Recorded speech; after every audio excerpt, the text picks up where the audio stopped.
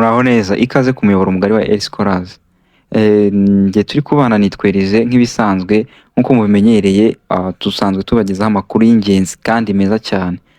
Abantu mudukurikiye muri ahantu hatandukanye mwese muhawe ikaze. Wowe utarakora subscribe mwihutira gukora subscribe. Muri iyi video tugiye kurebera hamwe uko urareba amanota y'ikizamini cya leta ku banyeshuri bose basoje mu mwaka wa gatandatu, haba ari senior 6 cyangwa level 5. Nkuko muri kubibona tugeze kuri NESA, tukajya ku rubuga rwabo rwa X.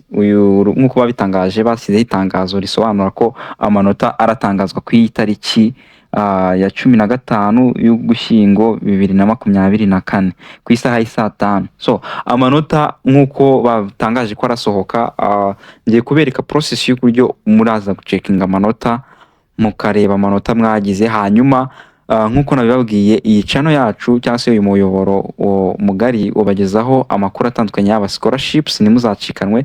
Wowe mushya ukaba uzi ko usoje uyu mwaka n'abandi batandukanye basoje mu bitandukanye, hano mubona opportunities zitandukanye zibafasha, haba ari zo kwiga cyangwa se ari zo gukora akazi ahantu hatandukanye, haba mu Rwanda ndetse no hanze. So tudatinze rero, reka mbibereke tugendane step by step. Dore process yose y'uburyo wareba amanota niba warakoze kuri promotion ya 2023 na 2024. Process yose y'uko wareba amanota ngiyi, mukurikire video mwitonze, hanyuma umenye amanota yawe wagize muri uyu mwaka. Urafungura Chrome cyangwa browser yawe ufite muri telefone yawe, ukifungura urandikamo ijambo NESA, ucyandikamo NESA, uraza ufungura hano abanza hambere ukahakirike, nurangiza ukanda habanza, numara kwakanda raza web page imeze gutya, hanyuma numara kujya kuri page imeze gutya, urareba hano hejuru hari hano handitse exam results, nurangiza uze ukande hano handitse exam results. Numara gukanda hano handitse exam results, arataza ahantu shyamo imyirondoro nkuko ngiye kubibereka. Mu nkurikire mwitonze mbere kuko byose bikorwa. Urajya handitse Advanced DTTC ndetse n'abandi bose bakoze na za TVET. Numara kwajya urabona ahantu handitse kwintaringamo ID no kwintaringamo index number wakoresheje ukora cya leta.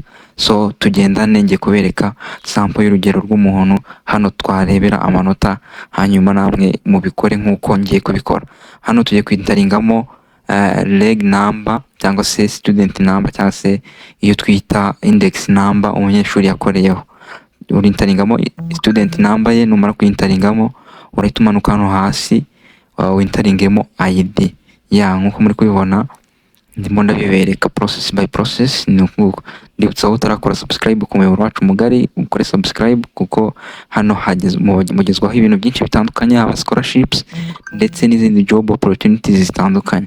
So ukimara kwintaringamo iyi ID yawe, urahita uza ukande kuri get results. Numara kubikoraho harahita haza amanota yawe, haraza ibisubizo bikwereka amanota wagize muri national exams. So ushaka kudownloadinga iyi letter, urajya hano hasi kwa kantu ko hasi k'icyatsi ugakandeho, nurangiza ujya hano uhitemo PDF, nurangiza ukande hano mu ibara ry'ubururu, uhita downloadinga, uyiprintinge, ubike PDF yawe ya result slip.